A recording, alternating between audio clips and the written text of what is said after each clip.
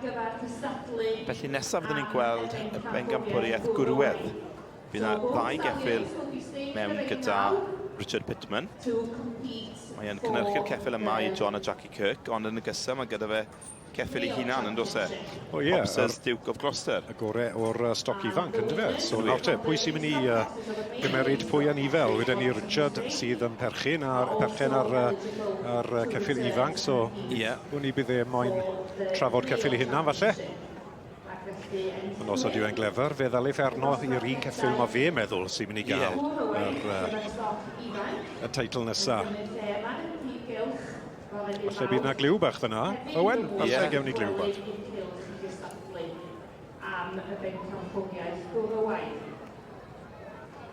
Felly mae gyda ni Popsers Duke of Gloucester, sef yr ebol 3 mlwydd oed, neu 2 mlwydd oed hyd yn oed, a Pencampwr y stoc ifanc yr anadron ec. Mae gyda ni Bryn Sioe Red Knight, sef enillydd,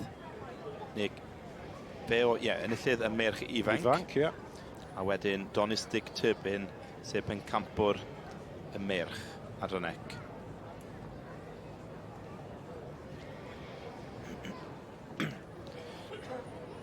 Wel, mae'r tensiwn yn codi. I ni bellach wedi symud ymlaen i Pencampwriaeth Gwrywaidd yr adran ec. Dyma'r beirniad, Mr Geraint Thomas o Frydfa Telynau. Tipyn y bwysau ar ei ysgwyddau fe. A dyma Popsters Duke of Gloucester. Pencampwr y stoc ifanc i gyd yr adran cyddo. Thomas Jones yn arddangos ar ran y perchenog. Richard Pittman sydd digwydd bod yn arddangos y march Donis Dick Teip. Felly siawns reit dda gyda Richard yn y dosbarth yma.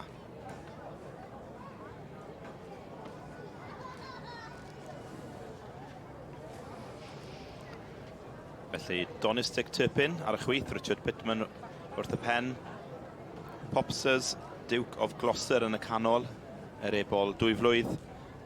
Ac wedyn Bryn Sioe Red Knight eiddo Ioan a Dora. Jones Evans, mae'r het wedi diosg. Mae yna benderfyniad.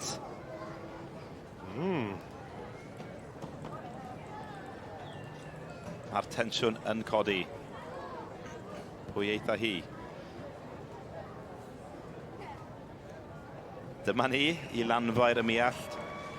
Richard wedi bod yn gyfrwys. Yn gwybod o bosib mae gyda Dick Teip oedd y siawns orau. Do, fe o'n i'n gofyn am cliw bach a fe gethon ni fefyd, ynddo fe? Yn wir, Dick Teip yn eiddo i John a Jackie Kirk, yn fab i Donis Importance, wrth gwrs. Ac yn agos tu ôl fe, mae'r beirniad wedi dewis Bryn Sioe Red Knight yn is Pencampwr.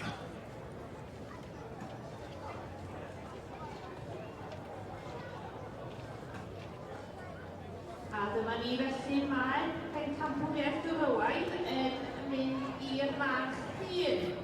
And so the male championship in the section C's goes to the winner of the senior stallion class, number 873, Donis Dick Teip, property of John and Jackie Kirk of the Doniston, and shown here today by Richard Pittman.